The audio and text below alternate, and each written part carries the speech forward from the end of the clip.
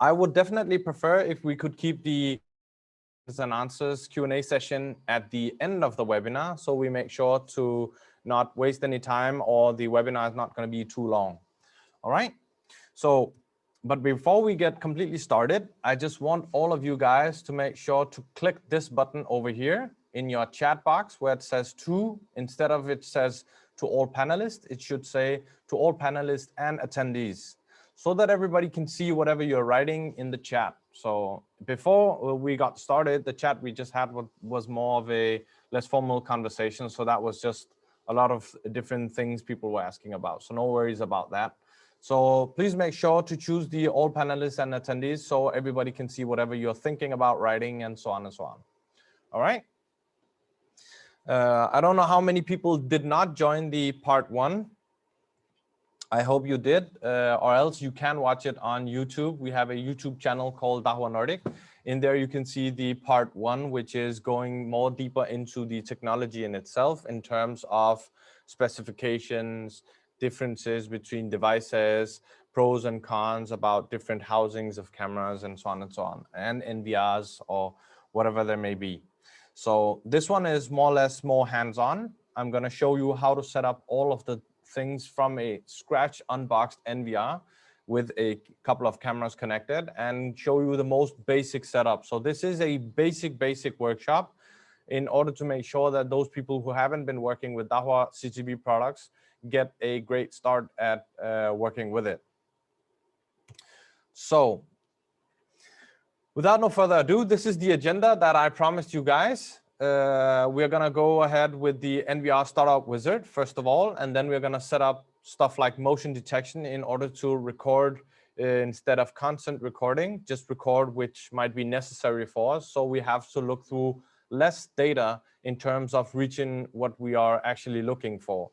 Then I'm going to go through the playback part, how to do a playback, which type of playbacks can we do, backups, how we can do backups in different ways, email notifications, setting those up in terms of whenever there is a hard disk failure, because as everybody knows, when you have an NVR and the hard disk wears out, just like a pair of brakes on a car, they do wear out at some particular time because they are running 24/7. Yes, many of the disks that are used nowadays, I would definitely prefer it would be all the disks, but many of those disks that are used nowadays are 24/7 disks, so that's great. But at the end of the day, at some point they're going to wear out. So we would rather want to have a email notification whenever that disk wears out, so that we can exchange that immediately, so that the customer is not without a hard disk for a longer period. And then all of a sudden, whenever he needs some specific recording of an episode, then there's no recording due to lacking hard disk, or the hard disk is just broken. Have anybody tried that, where the hard disk was broken or there was no data whenever the customer needed it? Anybody tried it?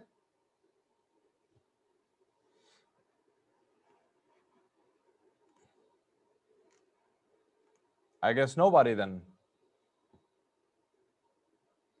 I just assumed that somebody would have tried it, but I guess nobody else. Can you guys all hear me still? Okay, great. So I guess it never happens to anybody. It did happen to me once in a while. It was many years ago when I was installing CCTV, and I wasn't aware of these different settings that could be set up in NVRs or DVRs at that time it was, in order to make sure that we get some type of notification whenever a hard disk is worn out, right? So notifications is very important. That could also be a lot of different other things. A camera is offline. I would like to get an email notification whenever that camera is offline. Backup of the configuration. We're going to go through how to do a backup of all the settings that you did. So for instance, if your NVR dies or something, then you could just add in a new NVR, run this configuration, and then you're back to where you were before this NVR died, right? So adding users, which is an important part, giving them different rights, making sure to connect to the DMSS app that we have, how to recover a password for a device. If the password is lost, how can we recover the administrator password? And then last but not least, the Q&A session. So before going on, What is important, and I cannot stress this enough, documentation is super important whenever you are doing CCTV installations, because what you have to remember is we're not selling toys. So many times we don't know what could happen potentially, which risks this customer is at whenever we are installing CCTV. So therefore we need to have proper documentation of all these different installations, also in terms of users, in terms of where the cameras are installed. So for service maintenance, whenever we are sending out a new colleague to a location and he needs to do some service maintenance or exchange a camera or exchange an NVR, he needs to know exactly where he needs to go and which area the camera is pointing at, which angle it has. All of these things is a matter of good documentation, then you're safe. Or if a customer calls all of a sudden and needs some of the credentials or needs to know something about his installation, you have to be completely on point about stuff like that. And that can only happen with proper documentation. All right. So before going totally on, I'm just going to show you, these are the devices that I'm going to be using. I'm going to be focusing most on this camera, not on the other ones. I'm just going to add them as well. But the NVR that I'm using is a 4KS2 NVR. That could be a 2-disc, 4-disc, 8-disc, doesn't matter. It's the same thing for all of them in terms of this firmware. So apart from that, this is not an AI model. So this NVR, I would assume, is one of the most used NVRs. If you have not been using our 5 series NVR, I would definitely urge you guys to play around with it. It's a super stable device, and we have been selling them in large quantities because they can handle lots of cameras, because they have a lot of recording rate.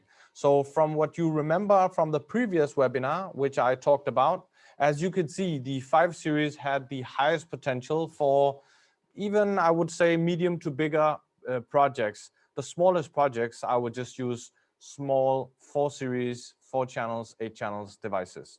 So, but today we're going to focus on that. And as you can see, this firmware is quite new. I'm going to share that one with you, so you get to have the exact same appearance, or what to say, experience as I have. And with the same with the cameras. These cameras are great cameras. I don't know if anybody has installed some of these and seen the result, if they have been happy with the result. And this is also a quite new firmware for this camera as well. So I'm going to share those firmwares with you guys, so you get to see the differences from what there was in terms of settings and what we added as well. So, but let's get started.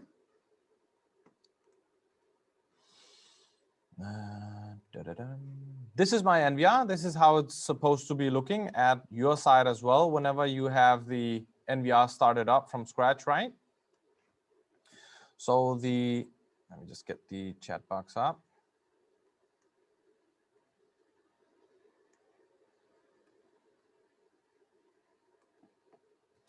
So the first thing I'm going to be doing is, obviously I have my mouse connected. I can also connect my keyboard to it, because I know for a fact whenever you have to type in emails and email addresses and all of that, that is significantly simpler and easier with a keyboard. So you can use that as well, excuse me. So the first thing I need to do is I'm going to select the region. And right now I'm just going to select Denmark, because then it's going to be taking care of the GMT time. And the language, I'm going to choose English. And then I have to make sure that the daylight saving time is set up, as you can see. I assume all of you guys can see my screen properly from the NVR, right? Before I go on. Okay, great. I don't want to just go on and without you being able to see, of course. So in terms of the GMT, the DST time, the daylight saving time, I'm going to go with the Sundays, and at 2 o'clock and 3 o'clock. So time is super necessary to make sure to set up correctly, because if our time is not right, then the time for the crime is not right. That sounded a little hip-hoppish, but that wasn't the purpose. We just have to make sure whenever we have a crime committed that the time fits it. So we don't allow the the perpetrator to have an alibi, or the criminal to have an alibi in terms of the time registration. So make sure whenever you're finished with your installation, make sure to check up on these different things in terms of, is my time set correctly? Am I recording? Is everything recording as it is supposed to? So down here, it says that you're notified that if the online update is activated, which is by default, whenever the online update is enabled, that means the NVR is going to go on the our cloud to search for an update every day. So if you have a environment that requires that there is more or less no communication apart from the port forwarding that you are creating for connecting to the device remotely to the app or whatsoever, then disable this online feature. But it gives you the possibility to update whenever there is a new online updated NVR firmware, for instance. So I'm going to leave that on. I'm going to click next, and then I'm going to agree to all those terms and conditions in terms of the bank accounts and everything. We got all your information. We know where you go every Friday night and so on and so on. I was joking, obviously. Then I'm going to choose a password. I'm just going to choose a password. Dahua 321. And make sure not to choose such an obvious password as me. I'm just doing that as a demonstration purpose. Dahua 321. Then we can add a password hint if you want to have some kind of hint to make you understand or remember what was the password that we used for this installation. You can add that. You can choose to have an unlock pattern or not. I would definitely prefer to use the unlock pattern whenever I'm setting up everything, because I don't want to have a very long password that I have to type in every time. I definitely prefer long password, much longer password than this one. But whenever we are doing our settings, then it can be a little bit difficult. So I would initially start by having the unlock pattern enabled. And once I'm finished with the installation, I would just disable it. Not that the unlock pattern is not safe, but if I want to have a higher layer of security, I would rather disable stuff like that. But that's completely up to you guys. I'm gonna choose this one. And then again. Oh, didn't recognize them as one. There we go. So now we have the email. Is there anybody who never writes the email in the NVR? I'm just gonna write my email here.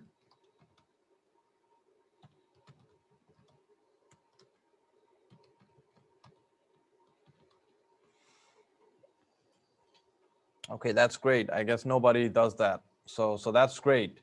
Always remember to type in your email address. The reason for this is, as it says, for password reset, recommended or improved in time. That means you can add it later. You don't have to do it right now, but just remember to do that before you leave the customer. Because if somebody by accident forgets the password or nobody has proper documentation, if you have not written in the email part the first time, then you get to do it the second time. But that could potentially also be a competitor, right? So make sure to type in your email address. And I would generally prefer, if you have a company, don't type in one specific, employee's email address. Use a specific address that everybody is using, like a technical email address, so that everybody can recover from that. Because if it's just one specific colleague and something happens with his email and so on, then it's a little bit vulnerable. So security questions, you can use them or not, depending on how safe you want your system to be, or how safe you want it to be to, get the password back again. I'm just going to disable it for now. I'm going to go to next. Then I'm going to make sure in this part, we have two different types in terms of the IP address. This is where we define the IP address of the NVR.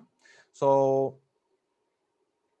usually, Krista, I would type in your email, not the customer's email, because I would rather not want him to recover the administrator password.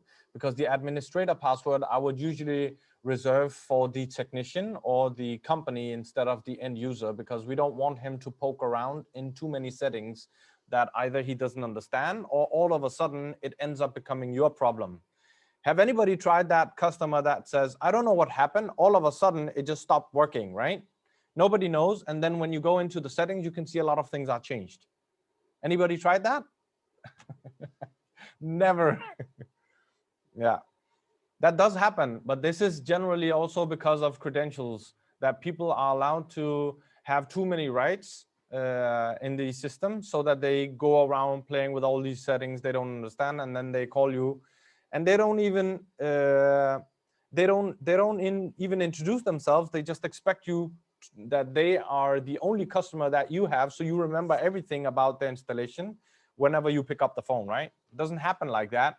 Proper documentation, then it shouldn't be a problem. But generally, don't give access to administrator rights for end users.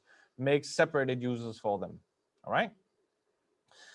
But what I wanted to say is the IP address by default on all Dahua devices that are for IP cameras and NVRs is always .1.108. So usually I would always change that. I would never use a default IP address. There are two different ways of using the IP addresses with Dahua system or many other systems. Either you run a DHCP setting where the IP address is assigned by the router, or you set up your own IP address, whichever you choose, which fits your network connection.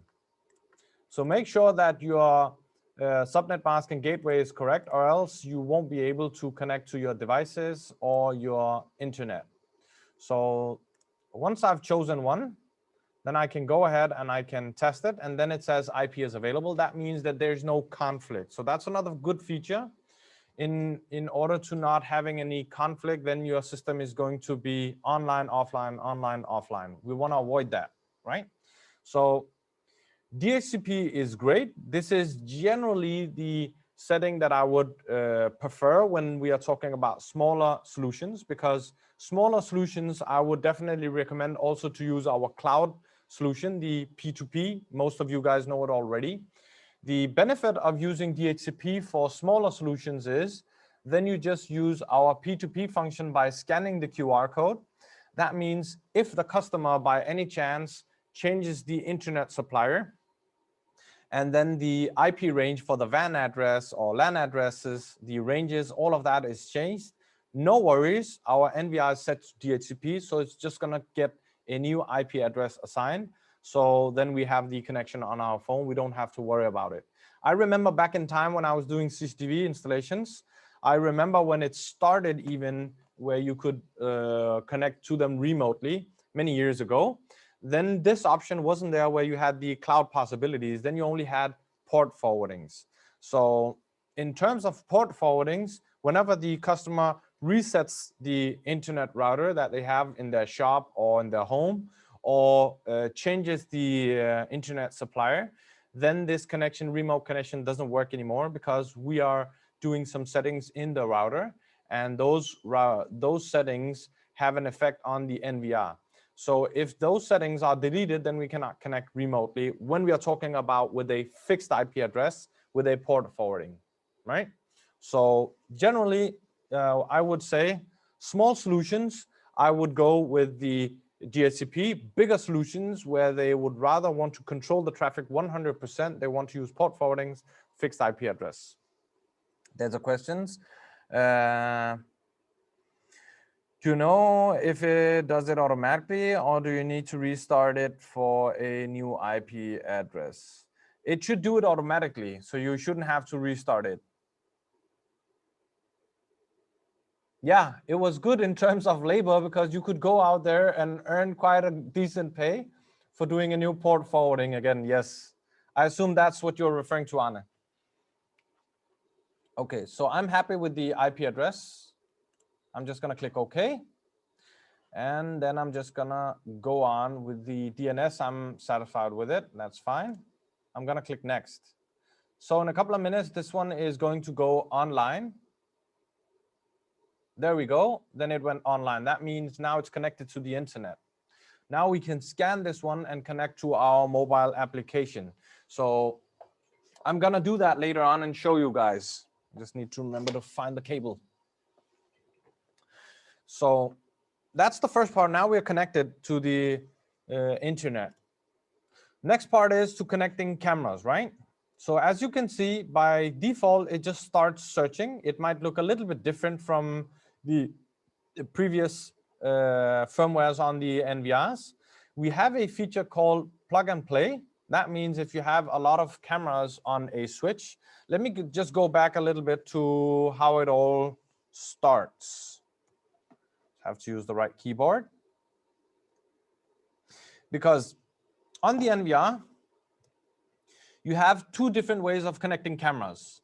The first way is with the built-in PoE, where you more or less, you just connect the camera, and once you've connected it, then you have an image, the camera is connected, you get the picture. You don't have to type in any credentials because it's just gonna copy those credentials that you set up for the NVR already, okay? So that's the first way.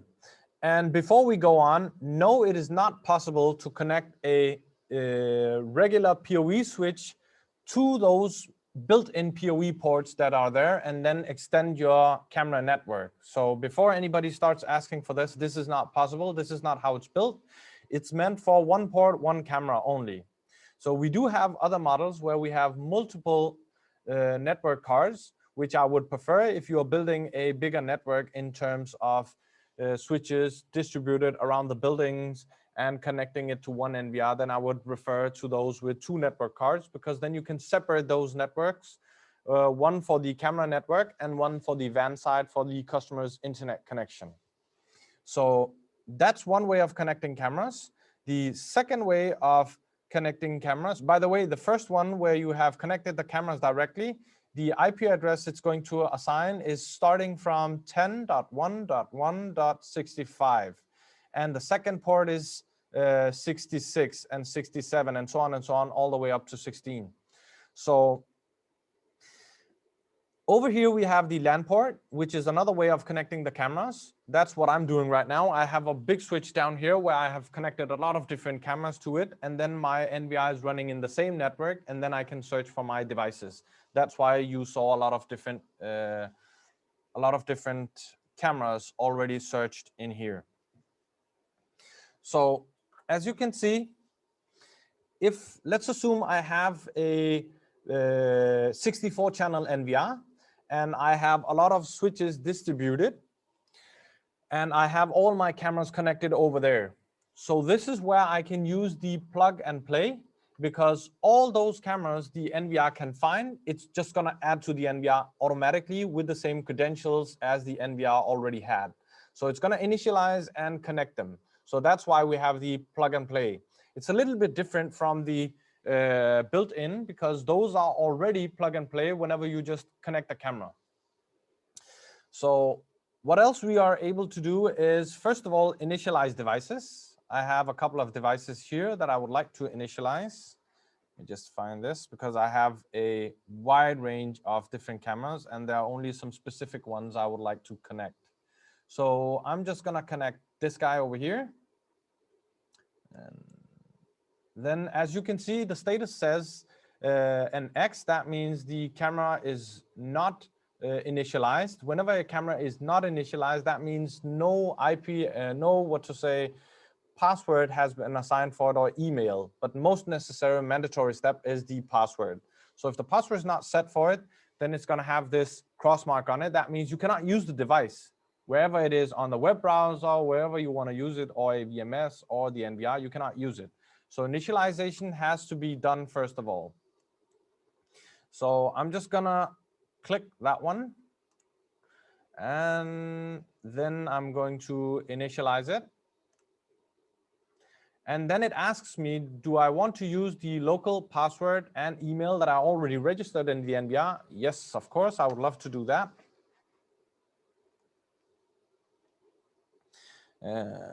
Yes, you can use the same camera for two different NVRs. So either if you're using the same credentials, then it's not a problem. But if you're using separated credentials, then once you add it to the second NVR, then make sure to just type it in manually. Then you're gonna have access to it. So I'm just gonna click next. And in my case, I would rather like to call my device 42. I think that was the one. Just give me a sec. Yeah, I'm gonna call it 10.42. Then it's in the same range, and I know that this IP address is not occupied. If the IP address is occupied, then it's gonna tell me that this IP address is occupied already. So I'm gonna click next. And then that one is initialized. That's done. So now we can add that directly to our NVR. We make sure to do a new search over here. For instance, if we had multiple cameras at the same time that needed to be initialized, we could just click all of them and then do a initialization. Once we did the initialization, then it would ask me again, which IP address should it start from? And once I type in the starting IP address, the next IP addresses that are going to be assigned are for the following cameras. So it's going to be, for instance, in this case, 42. The next IP address for that next camera that I was trying to initialize is 43 and 44, and so on and so on. So now I'm just going to try to find my camera over here.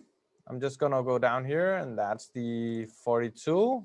And I also have a couple of other cameras I would like to connect as well. I want to connect the 31.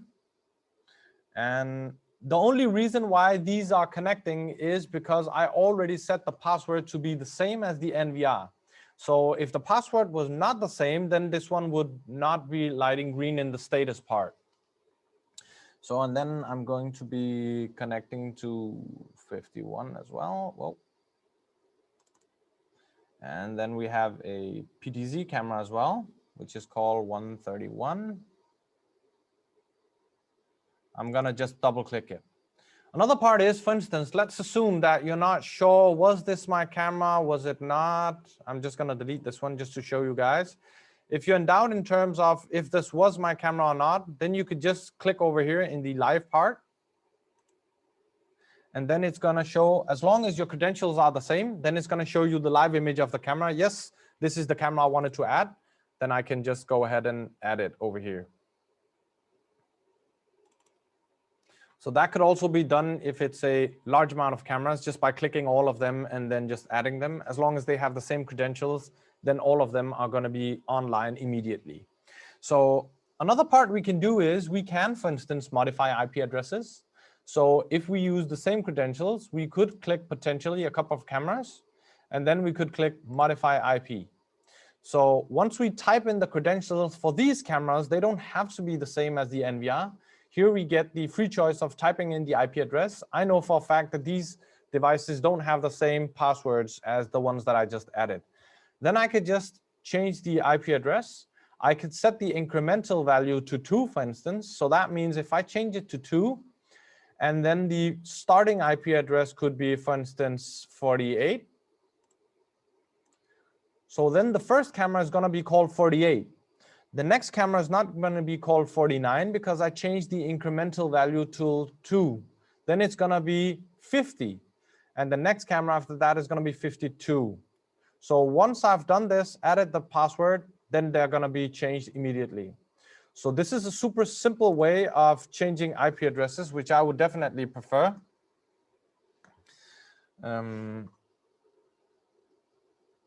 There's a question. Now I can connect to D1 and D2 because you told me the password. Yeah, you can connect to D1 and D2, yeah. So that's great. You can just go ahead and connect to them. So I don't mind. So don't worry, everything is going to be reset, so no worries about that. I didn't use our standard passwords for those devices anyway. So that's the cameras that I added. What about if I had to add another NVR just for viewing, for instance? Let's assume I have this NVR right here connected, and I have a main NVR in the server room. So I want to watch some of those cameras that are connected to the main NVR over there. So then I have another option, which is, by the way, great for NVRs, because this is the fastest and easiest way to provide an extra monitor for the customer where they want to only see some specific cameras, okay? So what I'm gonna do is, I have an NVR that's called 200, for instance, in this case. So I'm just gonna try to manually add it. And then I'm gonna type in the IP address, Dahua 321, and then I'm gonna click connect. So once it's connected, then it's gonna show me the total amount of channels.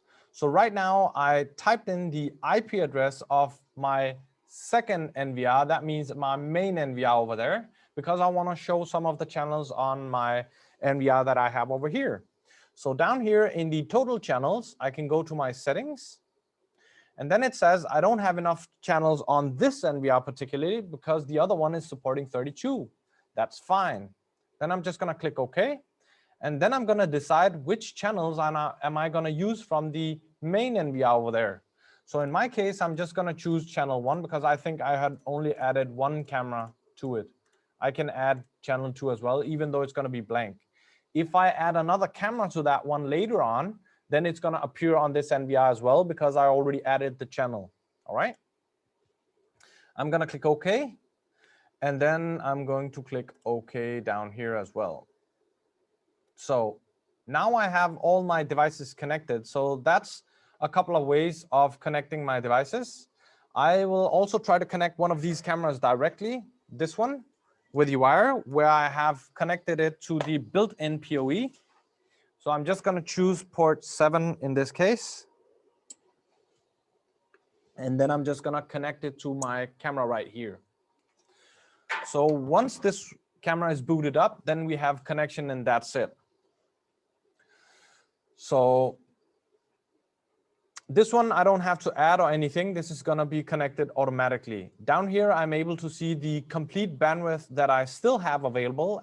And as you can see, in terms of how many cameras I'm able to add, if it's a 64 channel, it's gonna be determined by the amount of bandwidth that's available to me down here, all right?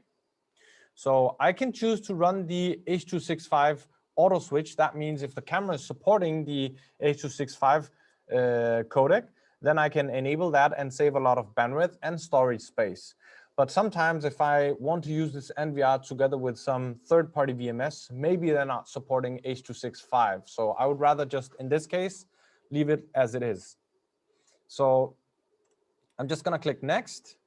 Then it's just gonna ask me like this hard disk that I have, do I want to format it? If I don't have any hard disk in here, of course, the NVRs should have been beeping from the beginning, telling me that there was no hard disk. But I'm happy with the hard disk right now. I've been using it previously, or else in a new installation, it would say that the free space is completely full. So that means plenty of space. But right now, the disk is full. I have a lot of recording on it. I'm just gonna click OK. And there we have it. The reason why we don't have any picture on the channel 5 is because there is no camera added to that channel from the secondary NVR. So this was the first part, how to add those different cameras. So what else do we need to make sure to set up? We need to make sure that our timing is correct. I can see that it's not completely correct. Then I'm gonna go to my main menu. I'm gonna go down to my system settings. And then I'm gonna go to my date and time. So over here, I'm gonna change the format and go to day, month, year. That's how we like it over here.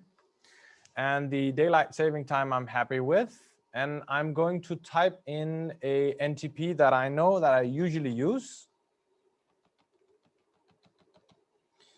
DK.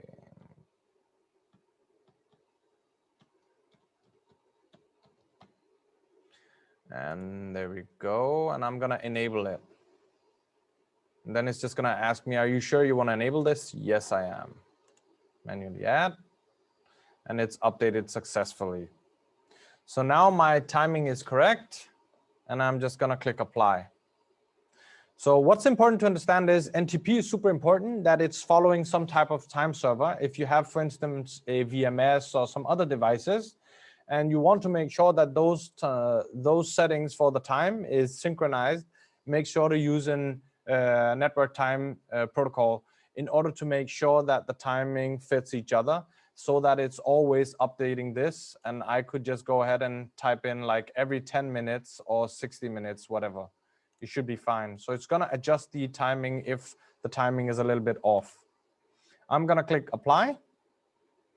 Then I'm gonna go back to my basic settings over here. The interval,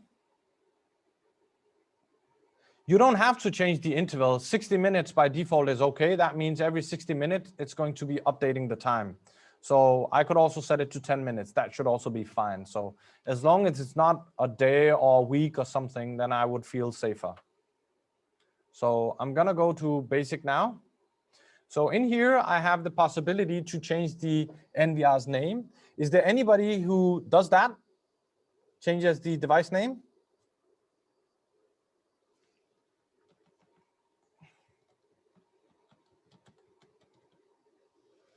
Great. There might be some people out there who don't change the name of the device, which I would definitely recommend people to do, because this part, the device name, is also referring to whenever I'm receiving some type of email notification from this device, then I know which device it is. Because if all of them were saying NVRs and I have hundreds of installations, then I wouldn't know where this email is coming from, right? So the device name is super important. Then if we go down here, instant playback, there is a button called instant playback in the top of all the cameras.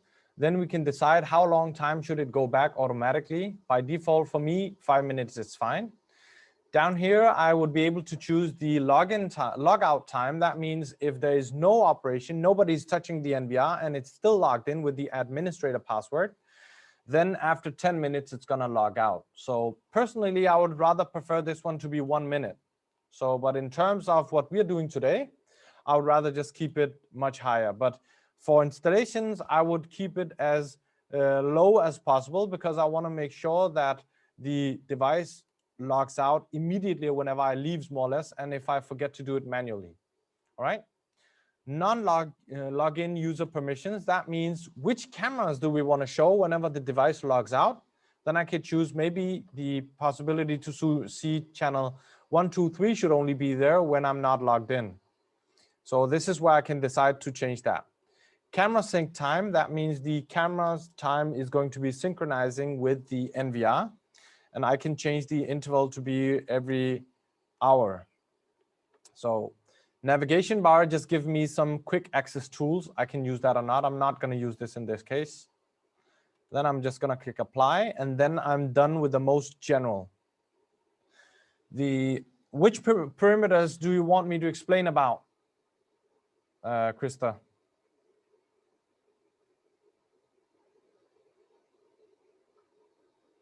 Device number is usually just referred to as the ID as well. So there's nothing I need to change over there by default. It's not going to affect anything for my installation. Instant playback, I think I already mentioned in terms of whenever you want to do an instant playback. Let me just show you over here. When I have the camera up here, then up here I have the instant playback button. Whenever I want to, let's assume I see somebody just walking out here and I want to rewatch it without having to go into my playback and search and all of this, then I could just click instant playback. Then it's going to go to instant playback 5 minutes, as long as I have 5 minutes of recording. Does that make sense?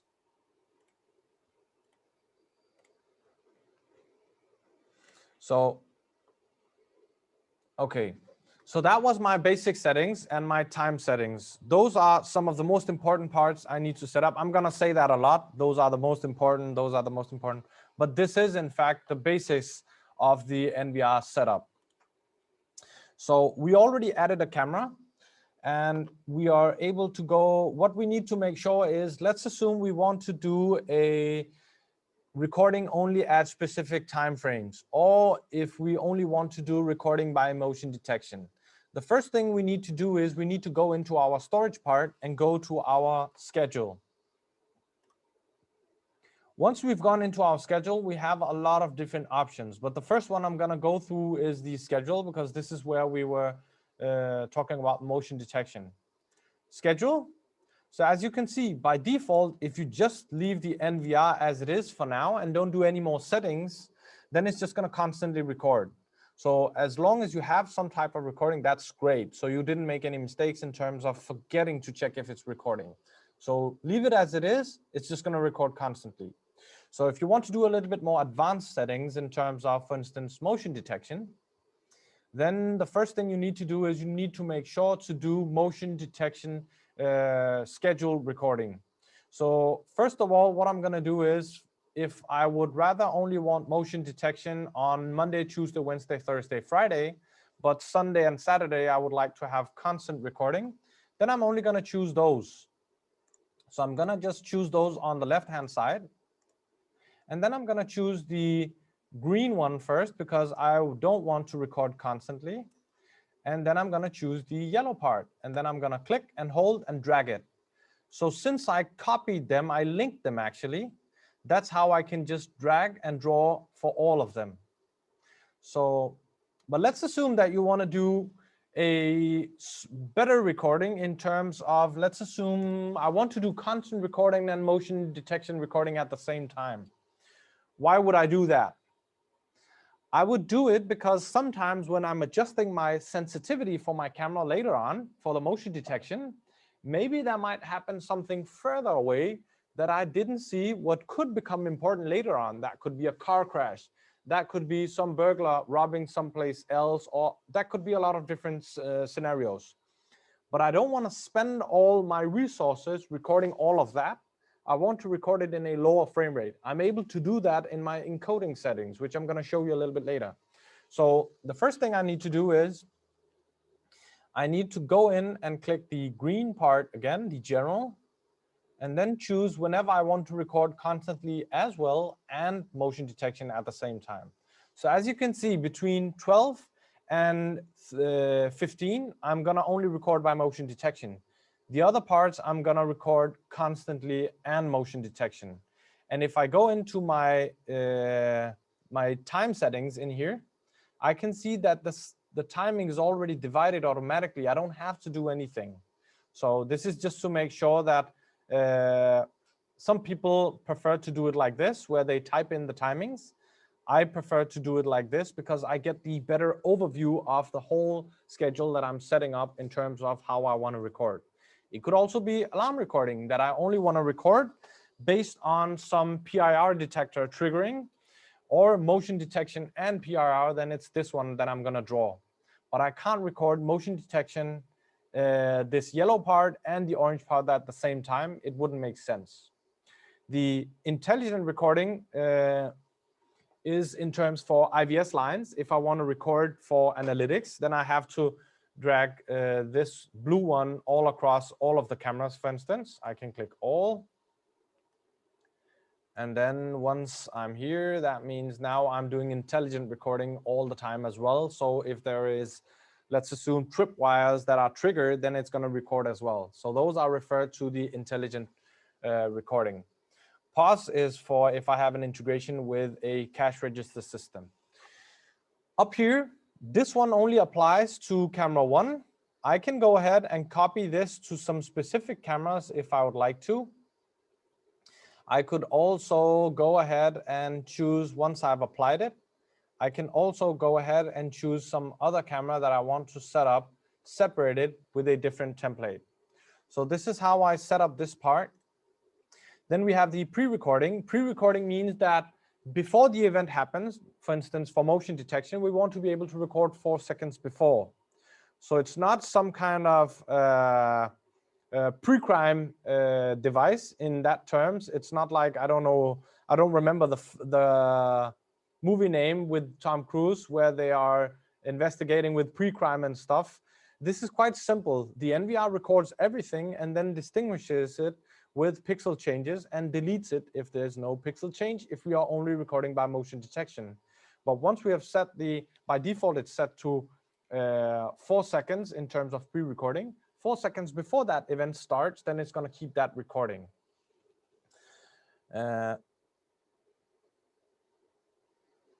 No, it doesn't mean that if you only have AI camera, if you're using the AI functions in the camera, that means the tripwire functions, face detection functions, these type of things, if you want to record based on those, then you enable the blue line. Then we have the ANR feature. I assume many people have been quite curious regarding what is the ANR function and why the 1,800 seconds. So what this feature does is, if the camera, let's assume camera 1 has an SD card installed in it, but we are not using that SD card, but let's assume the connection to the NVR, the old motion detection, you're referring to smart motion detection, right, Krista? Yes, smart motion detection is also referred to as motion detection and not the intelligent part. Okay, so the ANR feature is, let's assume you have a couple of cameras installed out there with a switch, and all of a sudden the connection between the NVR and those cameras are disconnected. Then if you have the ANR feature enabled and the cameras have SD cards in there, the recording is going to be started recording on the SD cards for 1,800 seconds. You can keep on increasing the amount of time. This is just as an example for the seconds that is set there. So I don't remember the acronym for it exactly. I can look it up for you. So once you have enabled this one and the cameras and the NVRs are disconnected, then once the, let's assume the NVR is connected again, then the camera is going to transfer that data back to the NVR, so we don't have any gaps in our recordings. Hope it makes sense for you guys. So this is a great, great feature as well.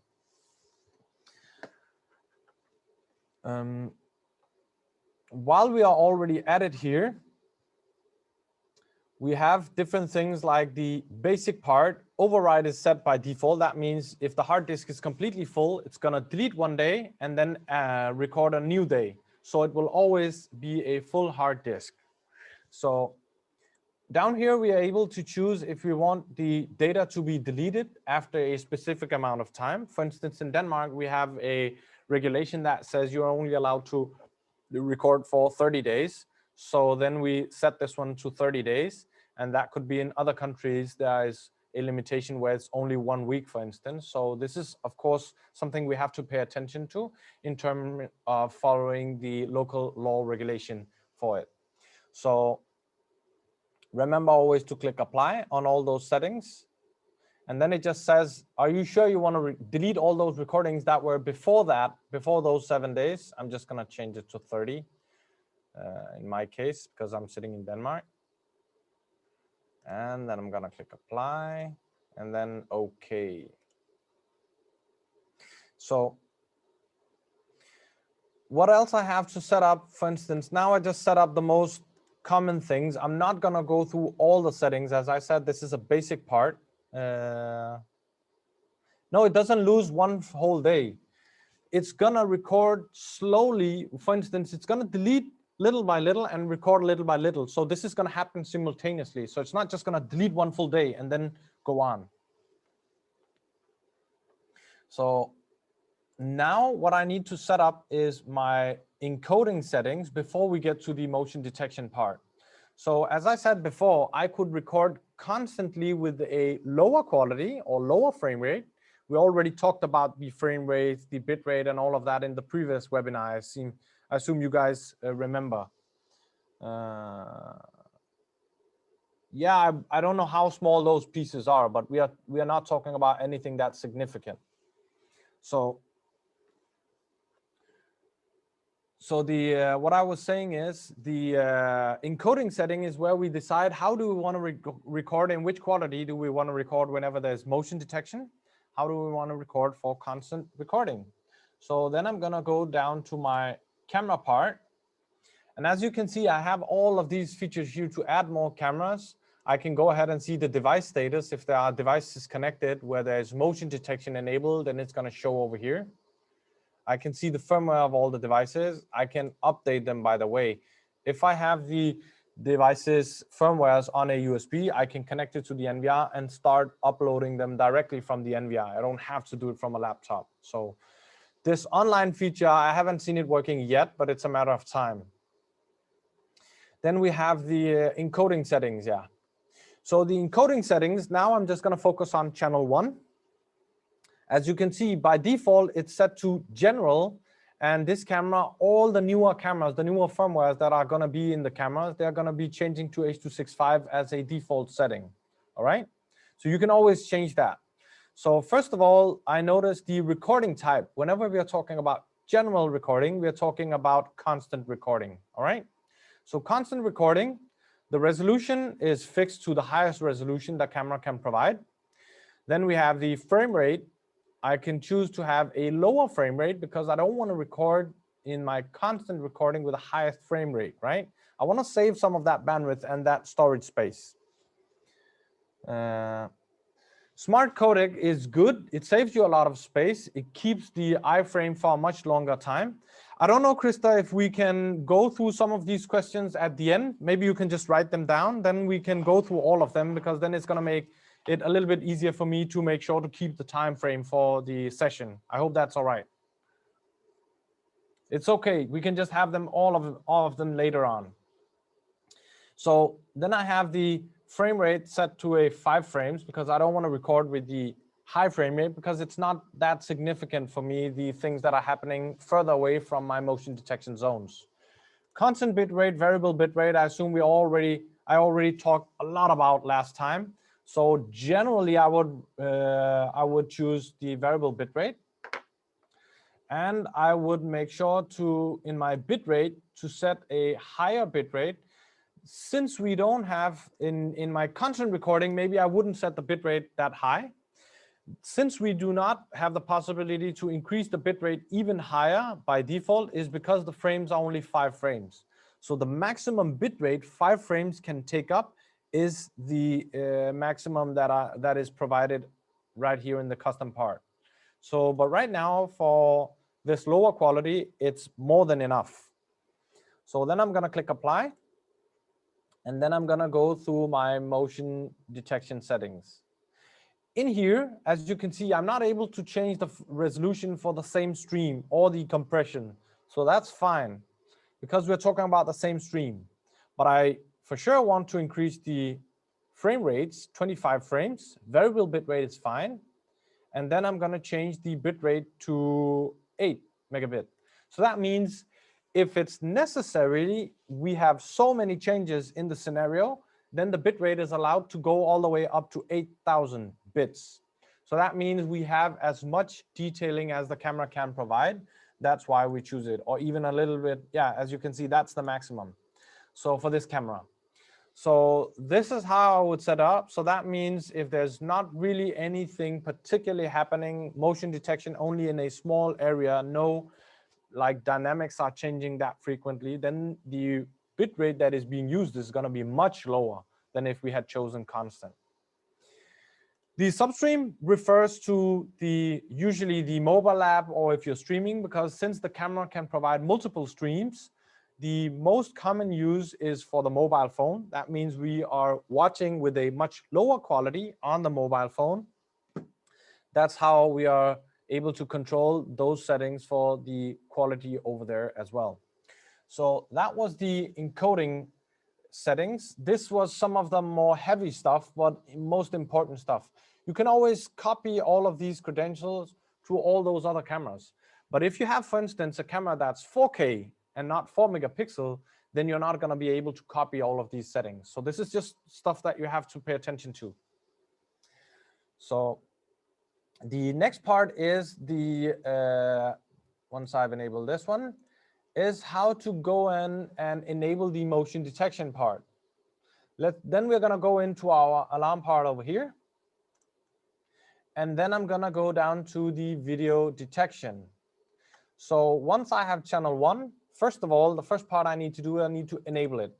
If the motion detection is not enabled, then we don't have any recording. Even though we set up the encoding settings, we set up the schedule, it's not going to make any difference if our motion detection is not set up right here.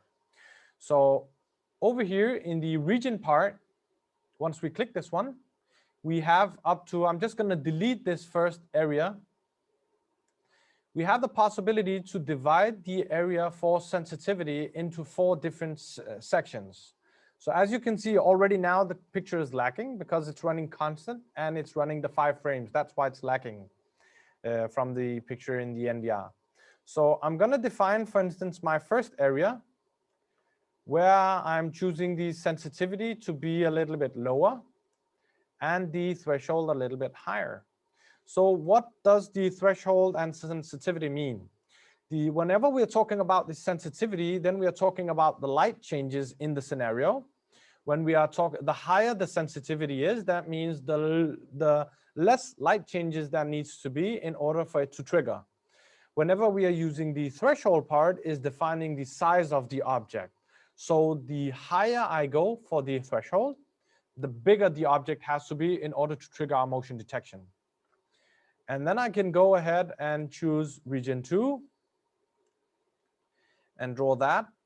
And over here, I'm going to choose a much higher sensitivity and a lower threshold. So that means even a small part, whenever a small part is moving, then it's going to be triggering motion detection.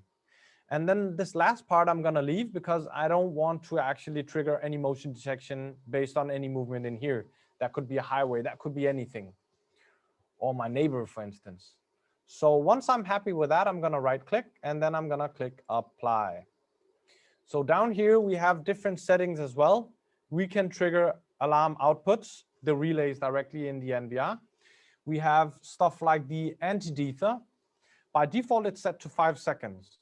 The anti-dether, what it means is the amount of time that needs to be gone by after a motion detection has triggered and the motion is finished, then the NVR will not trigger another motion detection event before 5 seconds after it.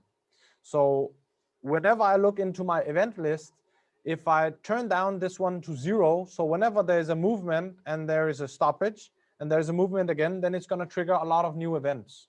So the 5 seconds makes sense so that we don't have too many events based on the same type of movement.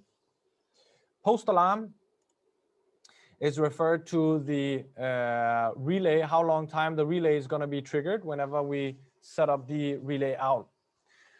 Recording channel, which is very, very important. Recording channel refers to which channels should record whenever there is motion detection on channel 1. In my case, I will choose channel 2 and 3. That could be I'm installing the camera on I'm trying to cover a perimeter.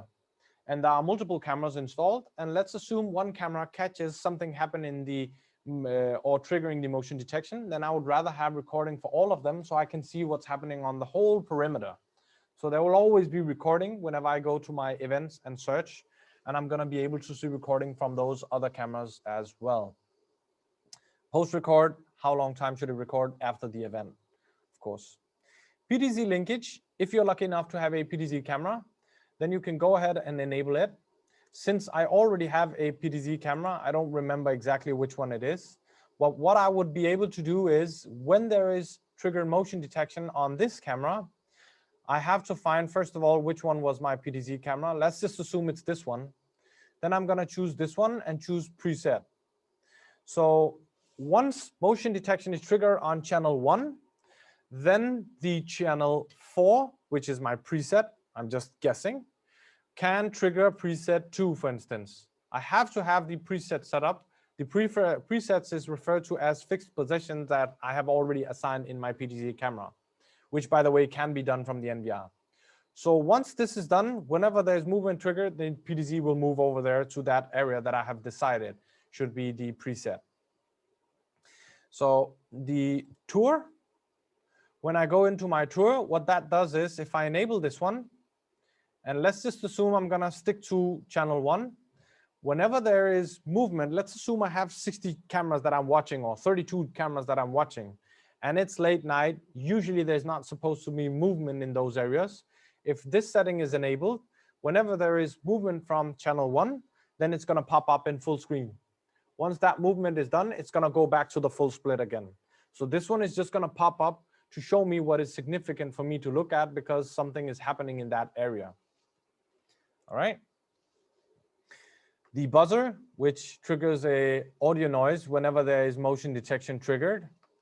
That can be good in a installation situation. Alarm tone, I can decide to add a audio file in there. So as it is right now, once I've enabled my motion detection and applied it, then I'm more or less good to go. My motion detection is ready and running. As you can see right now, I don't have a motion detection icon down here because it's recording by constant, since my schedule was recording constantly and by motion detection. So once you can see that I'm moving around, the motion detection is triggered and the stream goes, or the frame rates goes to 25. So that's how it works. I hope that's clear for everybody to see. If I wanted to go a little bit deeper in terms of motion detection, since all of these newer cameras are supporting the smart motion detection, which is an enhanced feature of motion detection, which only focuses on humans and vehicles. So I'm going to go down here in my AI part now. By the way, what is important to understand is the motion detection has to be enabled for that camera, as you saw from here. The motion detection cannot be disabled. Once you go to your smart motion detection and enables it, then it's going to enable this one automatically if it's not enabled already. So I'm going to go down to my AI settings, go down to my parameters, SMD, and then I'm going to enable it. I can choose the sensitivity. That just is a matter of how much obscuring that is in that scenario. If we have a lot of things that are moving, trees, bushes, and stuff, if we have a lot of it, then we would rather not choose a high sensitivity. Then we'd rather go for a medium or low sensitivity. So over here, I have the same features I can choose from, but this is where I enable that it should only be detecting humans, and then I'm going to apply it. It's just important to remember, if I'm using the smart motion detection, I cannot use my IVS lines, my other analytics options that I have over here from the camera side. So it's you have to choose from which one of them you would rather use. So in the smart motion detection, whenever I go and I want to see, for instance, I'm able to go into my search if we have any. Right now, I just enabled it, so we shouldn't have any data, I assume. Then I'm going to click over there. Yeah. Then we would have a list of triggerings. Just going to move. Then we would have a list of triggerings. That I don't have any data yet. So in a minute, there's going to be a data. Then I could just click all my events instead of having to do the playback and search and stuff. So that was the smart motion detection, how you can utilize that one. Then a little difference that we had in this newer firmware, I wanted to just give you a sneak peek about it, is in the camera section. If I go in here, go to my overlay part, then I can go to the privacy masking. So this is a new feature also in the NVR firmware where it's supported, but this is coming from the camera. So whenever I set up this is going to be added in the camera. And I assume many people have been waiting for this. I'm very thrilled to show you guys. What I'm able to do with this privacy masking area is I can choose to draw like I am with the IVS rules. And that's maximum points of 4. So that means, whoa, sorry. I'm just going to go back. I'm just going to draw this one. Let me just delete this one and add it. Then I'm just going to draw. And then I can add another one. I can add up to 10 different zones. Because before it was only possible to do that within rectangular, and then I'm going to add them and enable them. So have anybody looked forward to this feature?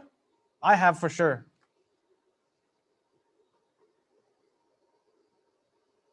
Okay, so this is supported in this firmware for the camera.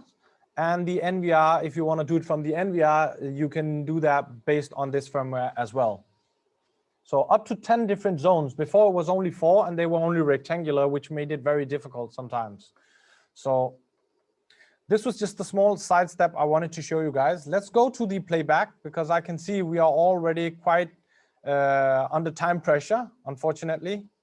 Let's go to the search part. So right here in the search part, I'm only going to be focusing on channel 1. As you can see, first of all, I'm going to choose my date for the search of the recordings. All these dates that are marked with the dot, that means we have recording on those. All right.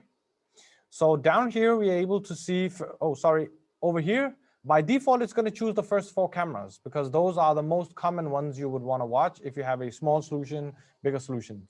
But you can choose to see whichever you want to watch immediately. And then you choose down in the time frame. And as you can see, you have these small thumbnails coming up. So you can see right next to when you're looking at it, you can just jump directly. So that's going to show you a little bit earlier. I can also roll with the mouse if I have a mouse with a roller. And then it's going to show me, I can drag it. I can click and drag the timeline, and then I could just click another specific time I want to watch the recording for. All right. So that's how I do the playback. If I want to do a more enhanced playback, I can click the search button. This requires motion detection to be enabled, not by regular recording. So then I'm going to choose the complete area over here.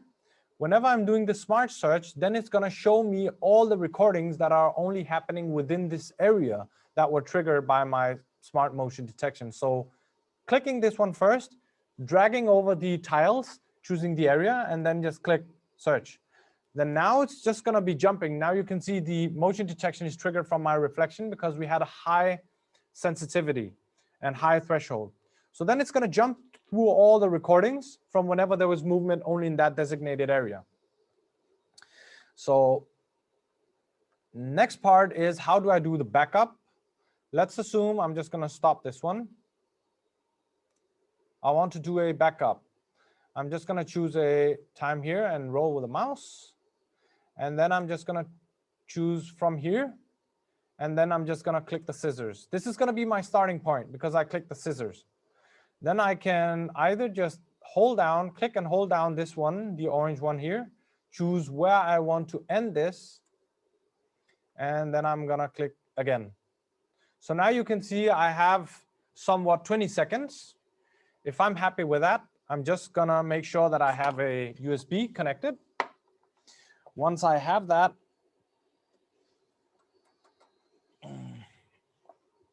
then I can go ahead and click the disk. I'm just going to right-click that one and click the disk. And then I'm going to do the backup. If I had a longer video consisting of a lot of different events, all of those events were going to be showing down here. And with the NVR, I can click here to combine the video. So it's just one complete video.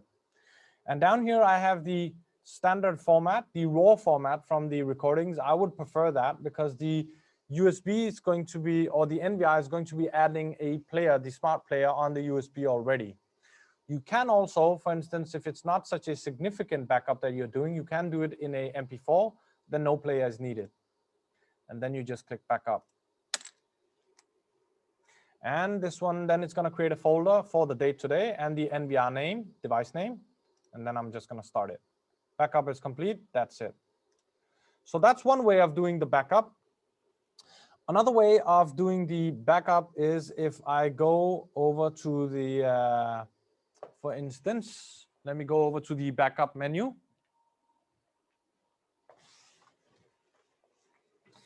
If I keep right-clicking over here, then I can go to my backup menu.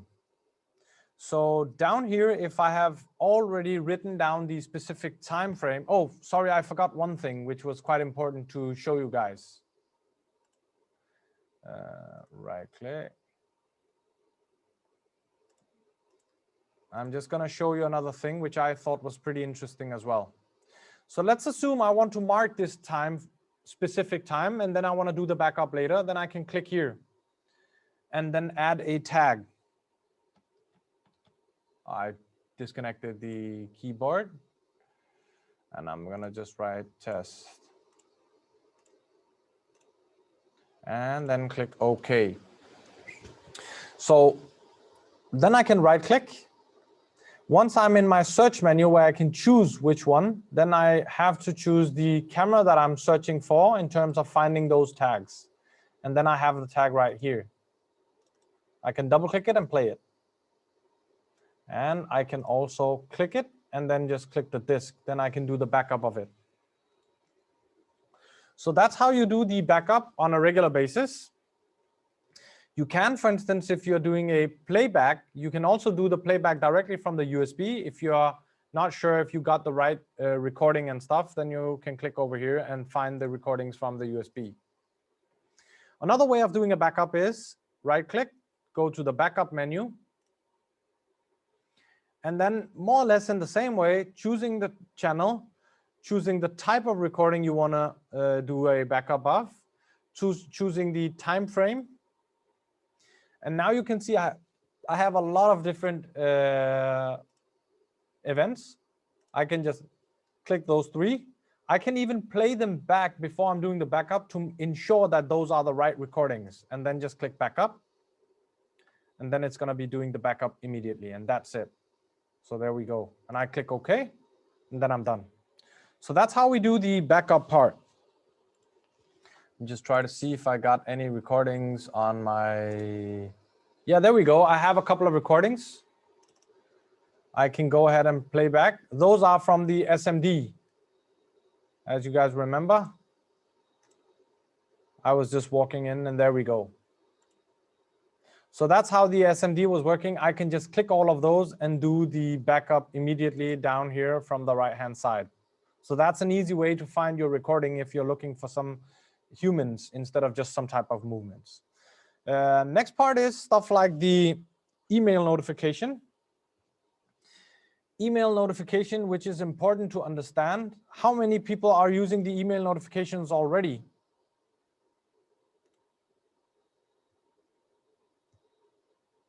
Great.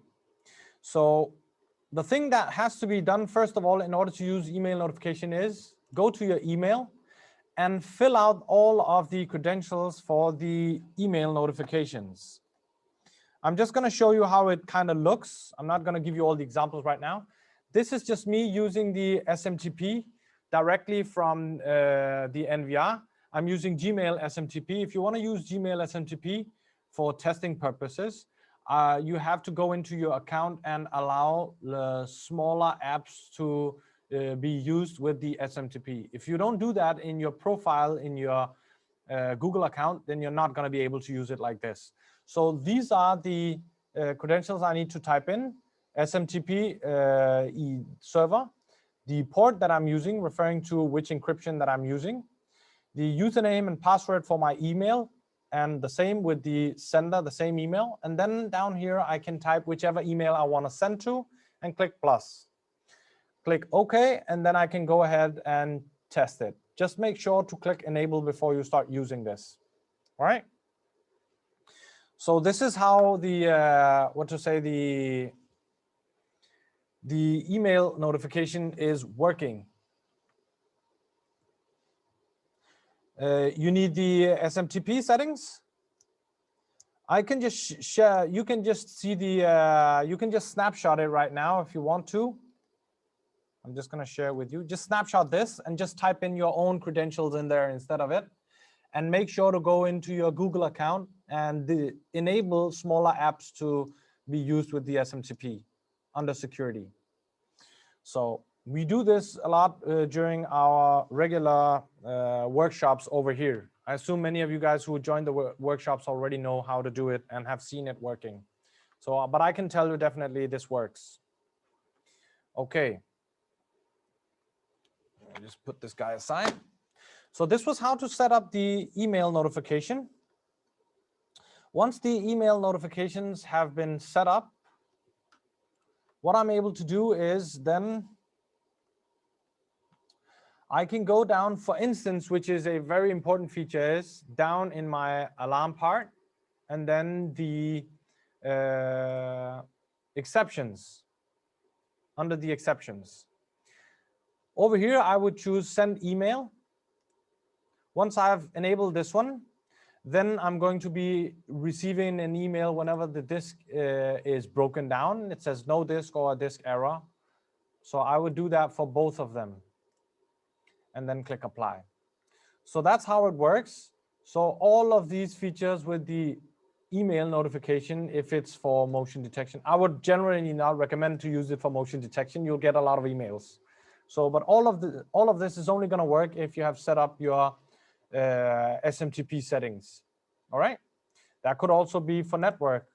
Obviously, if it's offline, it's going to send an email once it's online again, or if there's an IP conflict, MAC conflict.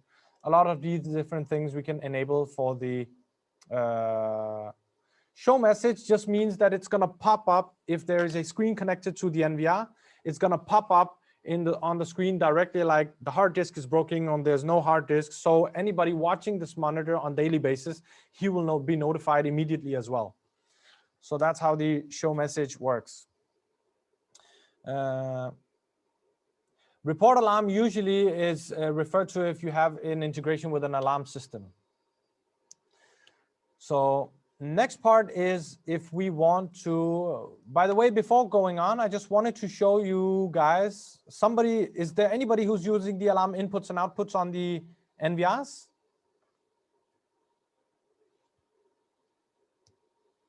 Okay, then I assume we should have a separated session about that one, because there is some amazing development based on those, because that's going to be a little bit deeper webinar about it. So this is just basics. So I'm going to schedule it. So I wanted to show you some great stuff as well. But let's go over and add a couple of users to it. So what we're going to do is we're going to go down to the account part. And then as you can see, by default, we have the administrator user. We have groups already by default assigned. That is a group called users with setup credentials. So that's a role defined. And as you can see, the only possibility for that person in the user group is to manually control the PTZ, search all cameras, playback, or show all cameras live. So if you want to change some of these settings, that person should be able to go into the system info, to the network. Then you can choose to do that in the group over there that's already set up, or you could create another new group as well. That's completely up to you. Create the group, type in the different rights, and then the group is added down here. So then we go to the adding the user. Then I'm going to add another user, and that user has to be part of the user group that we already had defined just before, right? User group, as you can see, the rights are already defined for them, so you don't have to choose all those rights little by little. Add that person. I'm just going to call it user 1. User 321 and user 321. Nope. That's just the remarks. It's here, yeah. User 321. So that's it. Or maybe it was not long enough, I guess. There we go. So that's how we assign a user. So there's nothing more to it in terms of credentials and creating users. Password reset, we can always change the email if you want to change the email, the one we had chosen for the recovery. The next part is how to make sure to do a backup of all of these settings. That is where we go to our maintain again. We go to our managing page here. And then we go to the import export. So down here, we are able to export. Let's assume I want to export the complete configuration. So then I'm going to just click export if this folder is fine for me. And then we have a complete configuration file. So if you added a new NVR, initialize it, and then you import it in this menu, then all of the settings would go back to where you left them. All right. So no, you can't set multiple emails for user 1, for instance, to recover the password, if that's what you are thinking about.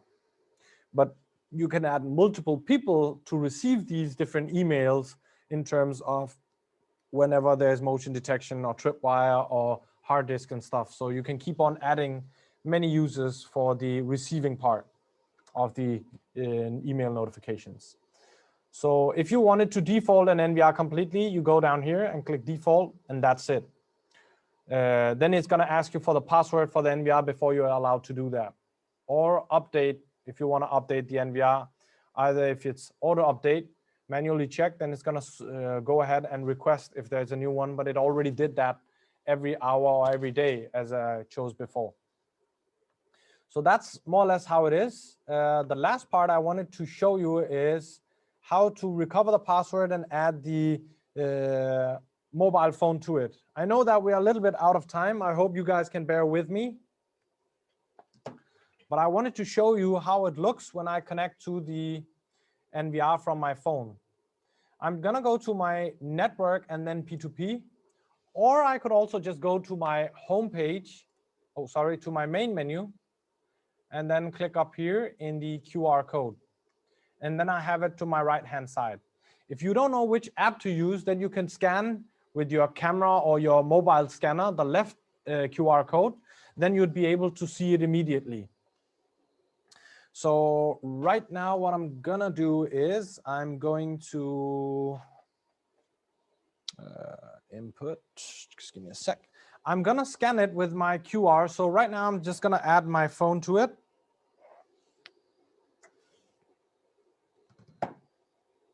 I hope this is gonna work.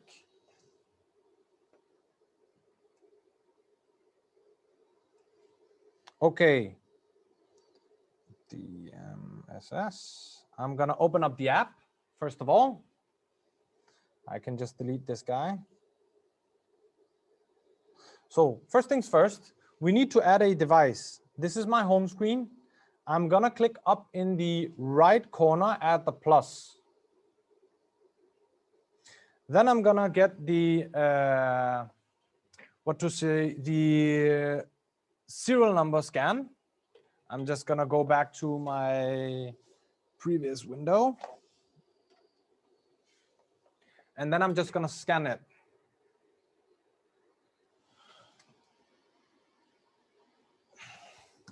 And we go back again.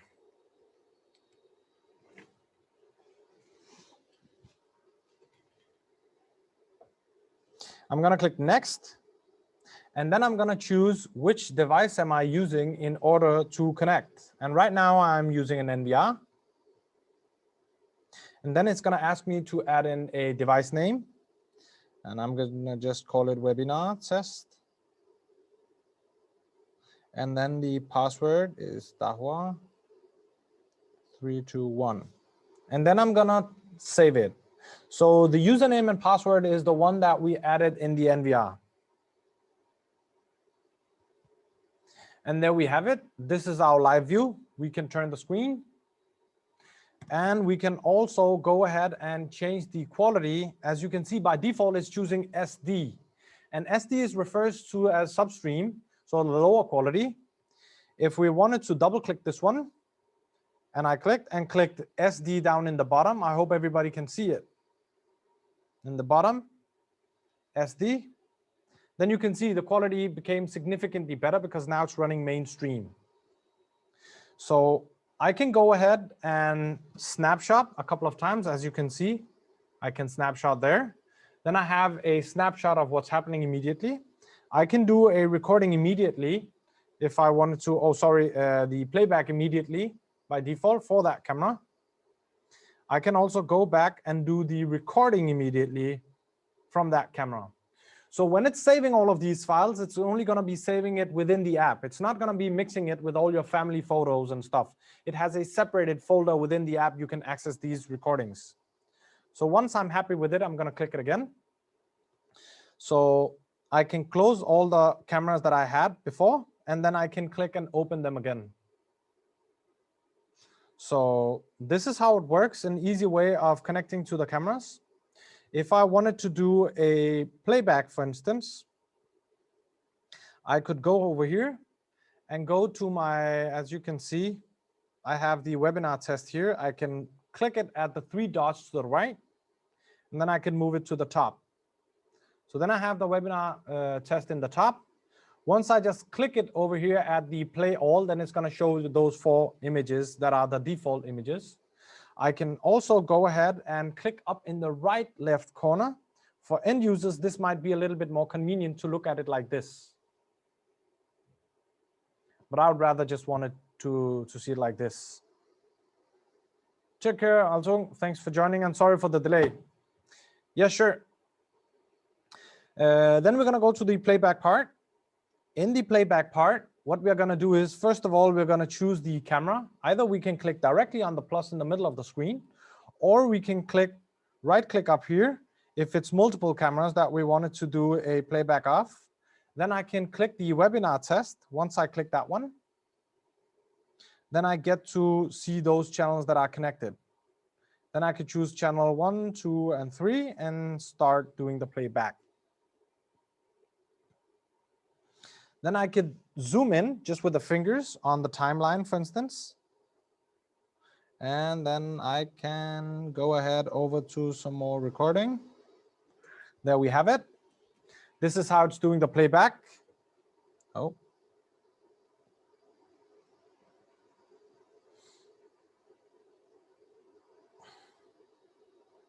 And then I'm going to be able to click the scissors, for instance. If I wanted to do a backup of a specific time frame, then I could click play. So then it's going to back up from now. And then I could go all the way over here and click stop. So you're only allowed to do a maximum of 30 minutes of a recording backup because it's based on a mobile phone app. So once I've done that, then I can go ahead, for instance, click stop, and then click OK. So then it's going to do the backup of the recording. I guess I can just try to choose one of the other cameras. Let me just choose one of the other cameras.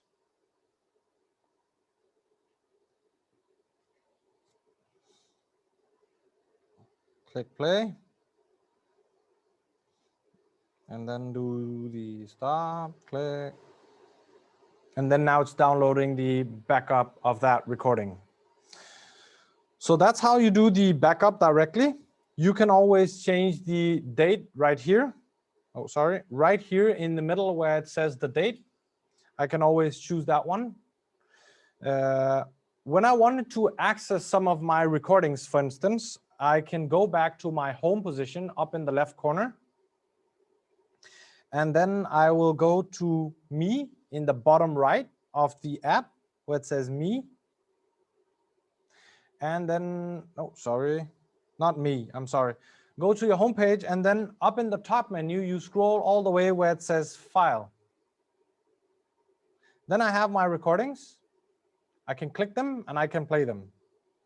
Or if I wanted to share them, for instance, I can go to my images, for instance, and then I can click the, hold and click the image, or I can just click up in the right corner. Tap those images I wanted to share, and then you can see in the bottom left, I can just share them however I wanted to share them, or I can just save them in the bottom. Then it will be added to my family album as well. So that's how I would do the backup. What you have to remember is whenever you're doing a backup of a recording here, or if you want to send it, if you send it, then it's going to send it in the RAW format, the DAV format. So if you want to make sure that that customer or police officer, or whoever you're sending it to, does have the possibility to open it, then I would prefer to save it in my family album, because then it converts it to MP4, as I remember.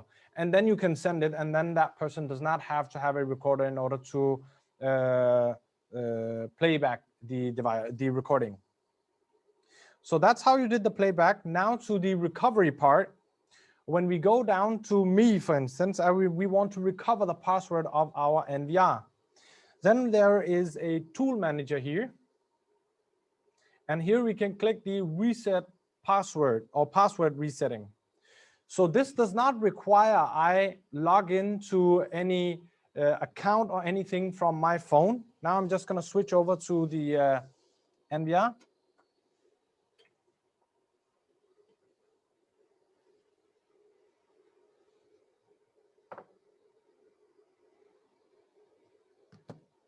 So right now I'm in the scanning mode of my NVR.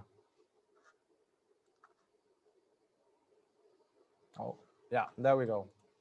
So I'm just gonna try to right click all the way out, and I'm gonna log out, for instance. Right now I'm just gonna click log out. So as long as you have typed in an email and the NVR has been on the internet once, then it's gonna upload that email to our cloud so that you can recover it. Then that means if your NVR all of a sudden is not on the internet anymore and you want to recover, you can still do that by this way, because the phone is the part that's triggering the cloud to send the recovery password. So right now I'm gonna right click and I'm gonna go to main menu. Since I don't remember anything about the pattern and I don't remember the password, I'm gonna click forget password. And then it says, are you sure? And did you add the email and so on and so on? Yes, I'm sure. And then it shows me this QR code to the left. So now on the left side, this is what I need to scan from my phone. And I'm just gonna show you how it looks. This is gonna be a little difficult, a little bit tricky. Let me just move this guy over to just a sec. I forgot about that one, yeah.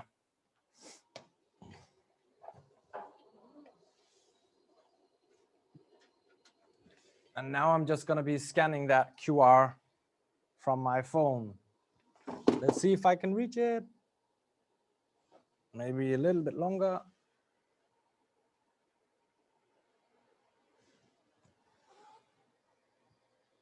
There we go.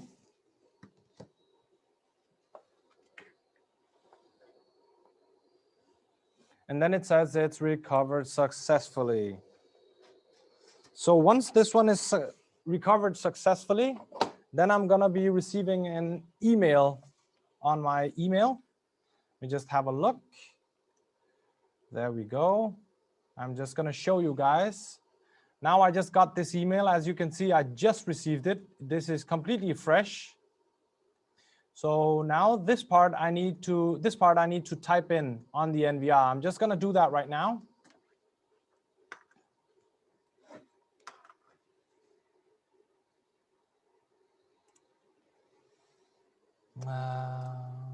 BF631. Oh, not BF, sorry. B631 F46. This is, by the way, just a temporary password, just to let you guys know. Then I'm gonna click next, and then it asks me, go ahead, put in a new password. So that's how you recover the password of the NVR in a very, very easy and simple way. So there are also other ways of doing that with config tool, with an XML file, and so on and so on. But this is by far the easiest way to do that. So I think we got through more or less all of it. I'm sorry for the delay. I don't know if any of you guys have some of the questions. Then I'm just going to go through them now. Okay, there is a question here. Let me just type it in the chat part. The question is how to get official Dahua certificate. I assume that person just left the training, but the way to get it is you have to attend some of our certified trainings. Right now, we have limited them a little bit because we usually always do them hands-on, face-to-face. We are not able to do them by a webinar or online. So that was one of the questions. Is there any manual of mobile client? Yes, in fact, there is, definitely. Let me show you guys. I forgot to show you that as well. I think the time was all not on my side anyway. Oh, just a sec. Yeah.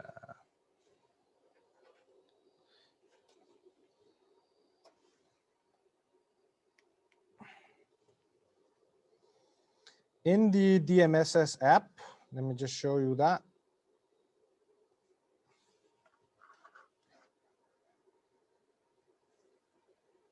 Storage in cloud, you can buy cloud space. There is a question, just a sec. Let me just go through the first question before I continue to the next one.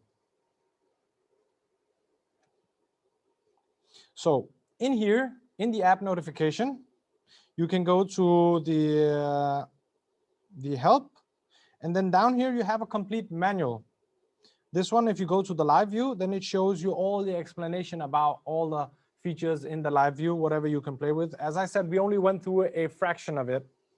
Or that could be playback. How do you do the playback? How does it work? And so on and so on. What those different colors mean as well. So I hope that answers your question. Let me go back to the questions.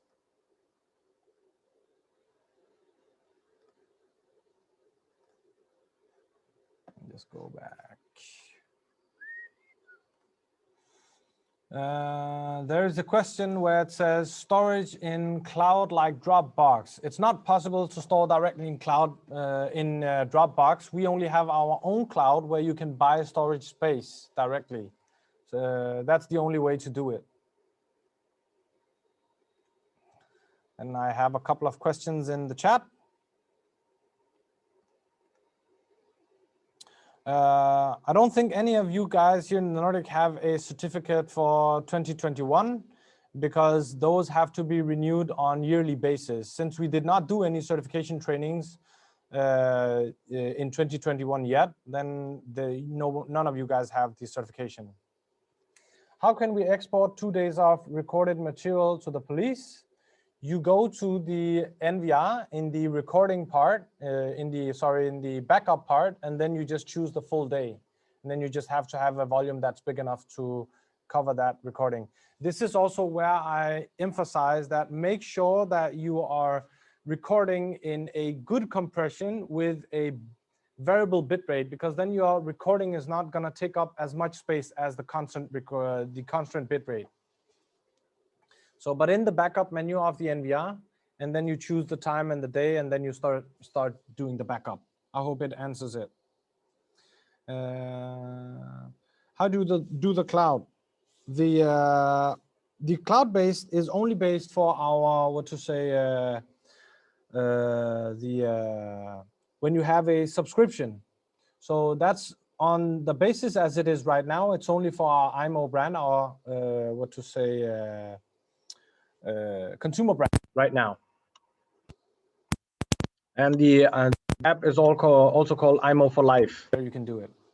Timetable for applications. I assume, Krista, you're talking about the time for certification trainings, right? Yes, the timetable for the certification training is going to be based on the situation. Whenever we are going to be allowed to open up here, we are going to be starting to schedule trainings. So I assume in the next couple of months, latest. When is the new NVR software available? Oh, I can't answer that question because I'm not even sure yet. So I'm not going to disclose any information unless I'm completely sure about the date yet. So right now it's not 100% decided yet. Is it possible to add Dahua camera on IMO Live app and use cloud storage? Yes, from my knowledge, it is, yeah. I haven't tried it with Dahua cameras, but with IMO cameras, so you can try that. So, any other questions? Does the password recovery work with cameras also? Yes, it does.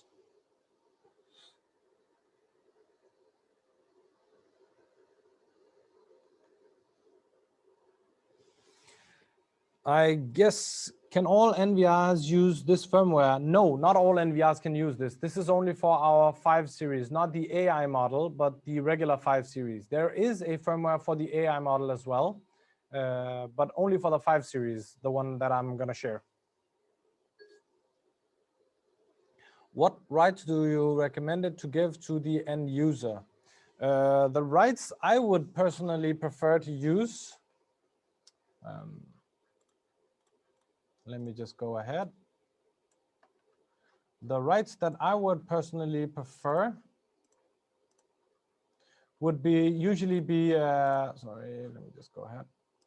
I would usually only give them these rights would be fine for me, and do the backup as well. Network, because if you enable the network over here in the rights on your phone, then if you are using the notifications, then you're able to do a period setting as well. So, and then obviously I would choose whichever they should have the rights to search for. That's based on the situation, of course. So let me just go. Why is Smart Codec not so good? It's not that Smart Codec is not so good. The challenge with Smart Codec is that let me refer to the pros first. The pros is that it saves approximately 90% of bandwidth compared to H.264, regular H.264 high profile, depending obviously on the environment, how much movement we have. But if we are talking about a normal dynamic scenario where we don't have like less to none movement, but we don't have like a rush of people all the time, then it would save you approximately 90% of bandwidth, because it's going to keep the iframe for much longer time, keep adding more and more p frames.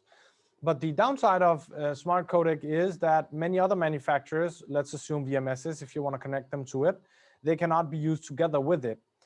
They do not support it because Smart Codec is a proprietary standard. It's not a wide standard. All the different manufacturers have different standards for these. Last but not least, you have some limitations in terms of you cannot do analytics together with Smart Codec as well. So if you want to use analytics and stuff, then you can't use Smart Codec as well. So I hope it makes sense.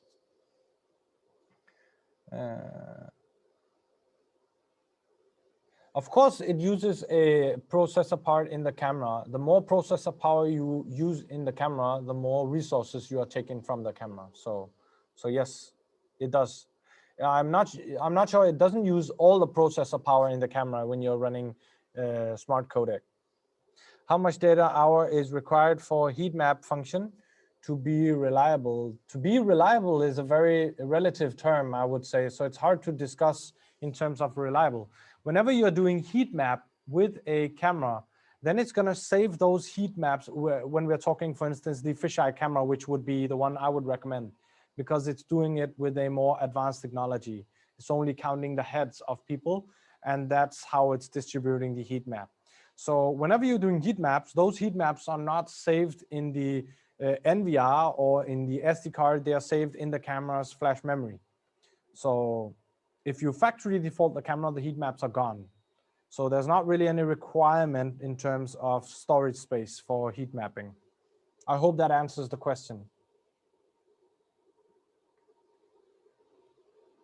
I did use H.265 as default.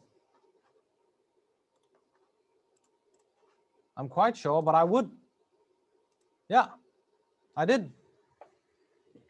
I was just saying that nowadays, all the firmwares that are being issued are enabling the H.265 from the camera by default, because the standard is becoming a bigger and bigger standard nowadays. More and more companies are supporting it as well. Before in time, when we launched it many years ago, not many manufacturers could support it, and that's why in terms of integration, then it was a little bit limited. In the ad camera, I would generally use it, so it's not really a matter of what I would choose this or that. Generally, I would always prefer to use H.265.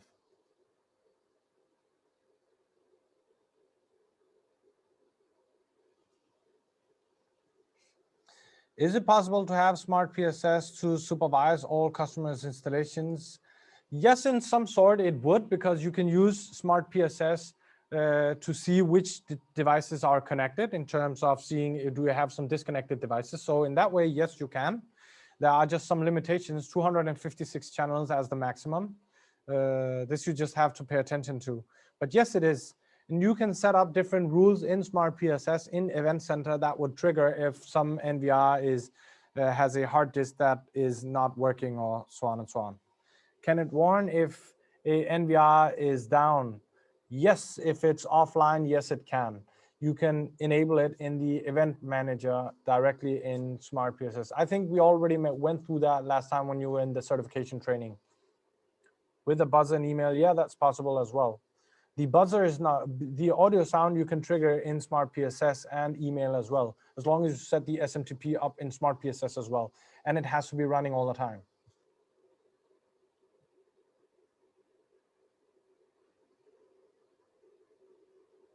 No, I don't have a good template for good documentation, unfortunately, but I can try to work on it and see if I can get my hands on something from different installers, or I'll just make my own, I guess. So yes, I'll try to have a look about it.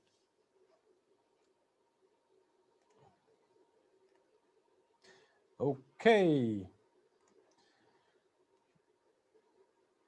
If there is no more questions, the only thing that I have to say is thank you all for joining. I'm very happy that you joined, and I hope it was worth your while. And I'm sorry that we didn't follow the time schedule completely, but there were a lot of questions, so that made it a little bit tougher for me, but I hope you guys can bear with me. Last but not least, I just wanted to share some sales information. You guys can just snapshot this. These are our sales representatives. If you have some project-based, if you have some sales opportunities that you want to reveal to us and help, let us help you achieve those, or whatsoever, that could be sales related as well. We have Marcelo in Sweden and we have Johnny in Denmark.